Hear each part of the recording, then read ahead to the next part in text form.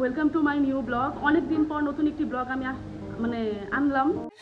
ওকে আমি বুঝে এত কথা বলতে পারতেছি না, প্রচন্ড ঠান্ডা লেগেছে, আপনারা হয়তো আমার ভয়েস শুনলে বুঝতে পারবেন।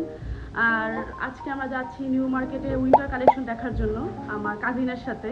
তো আমরা চেয়েছিলাম হোপ মার্কেটে যাব, কিন্তু হঠাৎ করে প্ল্যান চেঞ্জ হয়ে গেছে, তো আমরা এখন নিউ মার্কেট যাচ্ছি।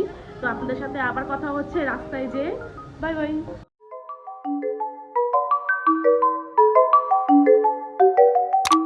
তো আমরা এখন বের হয়ে গিয়েছি, এখন রিক্সা নিব, রিক্সা নিয়ে নিউ মার্কেটের জন্য রওনা দিব। আজকে রাস্তায় এত জ্যাম ছিল, জ্যামের কারণে যেখানে আমরা আধা ঘন্টা 40 মিনিটের মধ্যে নিউ মার্কেট পৌঁছে যাই, সেখানে আমাদের 1 ঘন্টার বেশি লেগে গিয়েছে।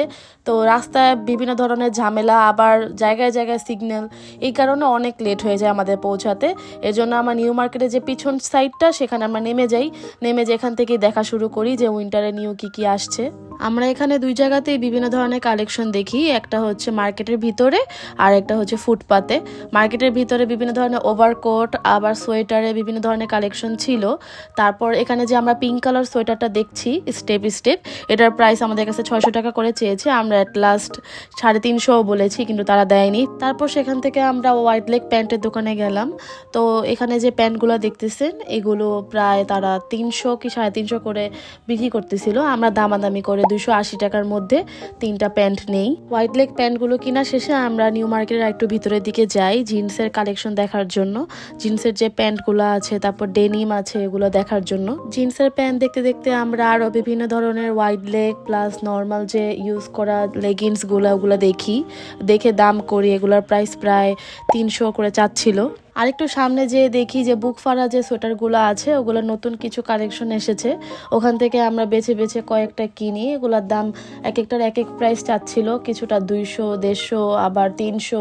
তারপর আরেকটা দোকানে যেয়ে দেখি ট্রেন্ডি কিছু সোয়েটার বিক্রি করতেছে, যেগুলো একটু উল টাইপের। যেমন ধরেন আপনারা দেখতেছেন যে অ্যাশ কালার একটা আছে, অফ হোয়াইট কালার একটা আছে, দুইটাই খুবই ভালো লেগেছে।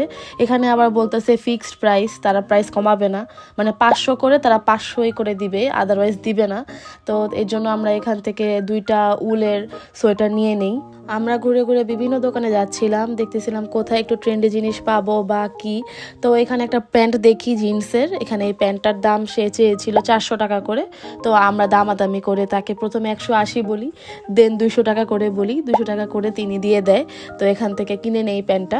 ঘুরে ঘুরে কিনতে কিনতে আমার হাত ভরে গিয়েছে। তো এখন আরো অনেক কিছু কিনা বাকি, আমরা এখন অনেক কিছু দেখতেছি। এখন আরেকটা দোকানে আসছি, এখানে আরো বিভিন্ন ধরনের সোয়েটার দেখতেছি।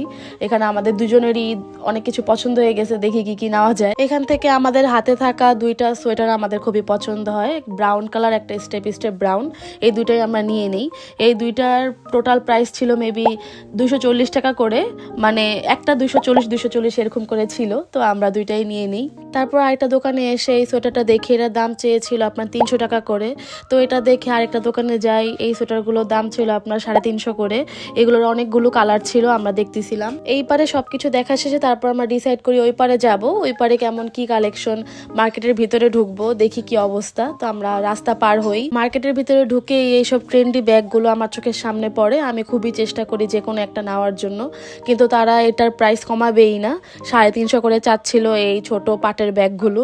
আমি অ্যাট লাস্ট তাদের 250 বলেছি, কিন্তু তারা দিবে না, একদম ফিক্সড প্রাইস। তো সেখান থেকে মুভ অন করে আমি চলে আসি জ্যাকেট দেখার জন্য। এখানে বিভিন্ন ধরনের ট্রেন্ডি জ্যাকেটও ছিল, এগুলোর এক একটার এক এক রকম প্রাইস ছিল। আমরা যে পিঙ্ক কালার তারপর এরকম জ্যাকেটগুলো দেখছি, এগুলোর দাম চেয়েছিল আপনার 2200 করে। তারপর আরেকটারও দেখেছি, এগুলো চেয়েছিল 1900 করে।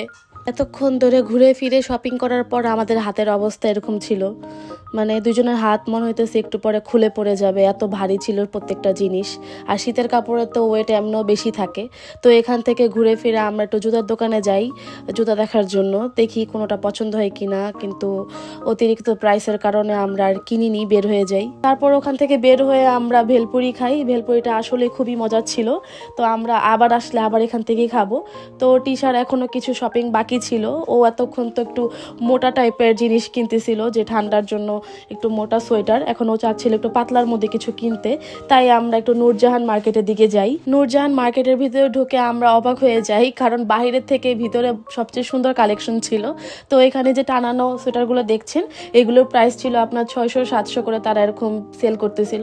তো আমরা দামাদামি করে একটা সোয়েটার নেই, যেটা আমাদের কাছে 500 করে পড়ে, কিন্তু সোয়েটারটা খুবই সুন্দর ছিল। সোয়েটার কেনা শেষে আমরা বিভিন্ন ধরনের টপস দেখি, তারপর ডেনিম দেখি, তারপর বিভিন্ন ধরনের ওভারকোট দেখি।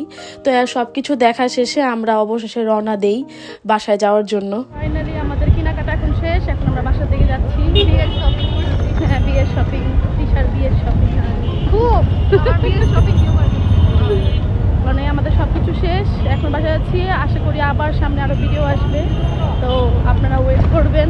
আবার কোথাও ঘুরতে গেলে ভিডিও আসবে।